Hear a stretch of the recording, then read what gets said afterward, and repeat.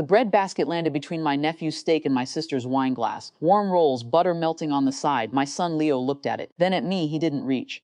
"We didn't order for your son," my sister said. She smiled when she said it, like she was helping. My father chewed his $100 ribeye and nodded. "You should have packed him something. Leo is 7. He understands hunger. He also understands when an adult decides he doesn't count." I smiled. Noted. That was the whole word. Noted. My sister blinked once, then turned back to her plate. My father cut another piece of steak. My brother-in-law laughed at something on his phone. My nephews, 12 and 14, devoured their desserts without looking up. Leo slid his hand under the table.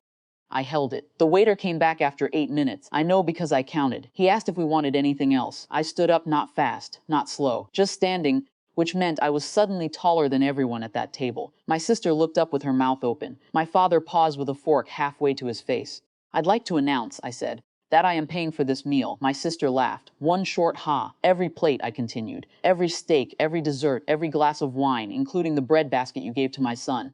The waiter waited. He was young and had good instincts about when not to speak. "That's very generous," my father said. He had not said anything generous to Miss Me in years. "It isn't generosity," I said. "It's a receipt."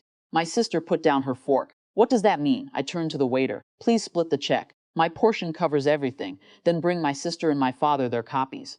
The waiter left. My sister's face shifted. Not guilt, calculation. She was trying to figure out what I had done. "Here's what's on your copy," I said quietly. $143 for 4 meals you couldn't afford last month. $48 for 2 desserts you told your husband not to buy. And a note that says your brother hasn't spoken to you since this dinner. My father set down his fork. "That's not. And on yours," I said, turning to him. "The cost of one dinner where you watched your grandson sit hungry and said nothing, plus the cost of every birthday card I still send you, plus the cost of the funeral you didn't attend." The table went still, the kind of still where you can hear ice settling in glasses. "I'm not angry," I said. And I wasn't. That was the strangest part. "I'm just telling you what you already know. I've been keeping receipts for 30 years, not out of spite, out of reality, because someone had to remember what happened." My sister opened her mouth. "Don't," I said. She closed it. The waiter returned with 3 copies of the check. I handed him my card without looking at the total. Then I picked up the bread basket. I placed it in front of Leo. "Eat," I said. He ate. 2 rolls. Quietly. My sister stared at her hands. My father stared at the table. The kid said nothing because kids learn quickly when the adults have stopped pretending. I didn't leave immediately. That would have been a scene. Instead, I sat back down and drank my water. 1 sip, 2, letting the silence do what silence does when people have nothing left to say. When Leo finished, I stood up again.